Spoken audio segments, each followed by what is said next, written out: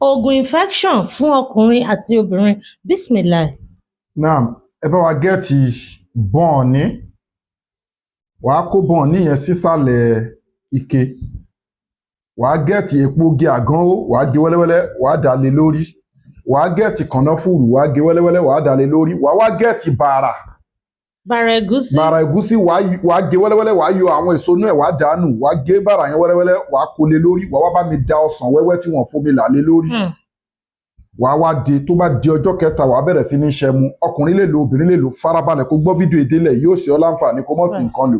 Síwájú kó tó ṣiṣẹ́ yàbí tó bá ṣiṣẹ́ ìtọ́ ìgbọ̀dọ̀ bálágbára fún sákàǹtì àwọn aláìní charity account 2044237680 First Bank of Nigeria Global Dahiratu Dhikrlahi Islamic Organization.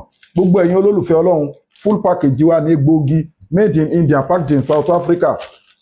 Obìnrin tó ń wojú Ọlọ́run bá fọmọ, ẹni tó wà lórí èké nínú àìsàn, ẹni tó yí kéèsì ẹ lọ́wọ́ ayé nú, tó ní spiritual problem, ó ń forí kókó alátakùn jẹun lójú oorun, ìbálòpọ̀ ojú oorun.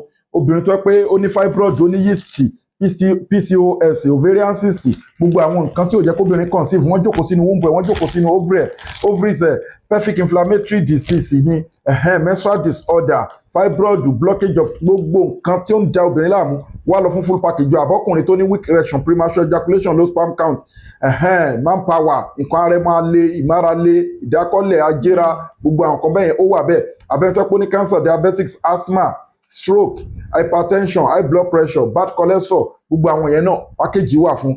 Adẹ̀ tó ní package fún àwọn tó ní pé wọ́n ní di memory booster, ìsọ̀yè ilẹ̀ app fọmọdé àti fàgbàlagbà tó ń gbàgbé nǹkan. So àtẹ̀ntáyé ń dà láàmú, tó ń lálàkàlà, tó ń jẹun ojú oorun, ìbálòpọ̀ ojú oorun, tó ń rí ìjákulẹ̀, tó ń máa mú bọ́. Ètò àwẹ̀ wà tá fi yanjú problem fáwọn èèyàn, ètò àdúrà wà, ètò sàrà wà, àwọn àlálì powder wà lóríṣiríṣi yàtọ̀ sáwọn brand product báyìí, àwọn handmade package wà tá a máa ṣe fáwọn èèyàn. Àmọ́ tílíkà òdúdú láwà mọ́ yóò tí ì láwà rọ̀sọ́lá à ní kọjá ẹnu àlá Ọlọ́run àti tòjíṣẹ́, à ní sí kẹ́rẹ́jì fún yín láti evil world. Right way lẹ́wà á wà ní Abrahamade Sanya Lẹ́kì Àjà Etí Ọ̀sà Lagos. Kò síbi tẹ́ wà tá a ti lè deliver fún yín. Customer ló máa sanwó delivery. À ń lo the best logistics DHL láti deliver all over the world. Adẹ̀ ń lo JIG náà láti deliver local. Ẹ WhatsApp wa lórí +234-810-1425. Ẹ WhatsApp wa àbíkẹ́ pè wá direct lórí +234-810-1425. A wà ní Abrahamade Sanya business light alára ètò ìlẹ́wà. Agbó tó ṣe oògùn infection tó lágbára ni. Mi ìfẹ́ mọ̀ bí infection náà ṣe tó. Ṣé o mọ̀ pé infection ó lè ba sperm ọkùnrin jẹ́? Bẹ́ẹ̀ni.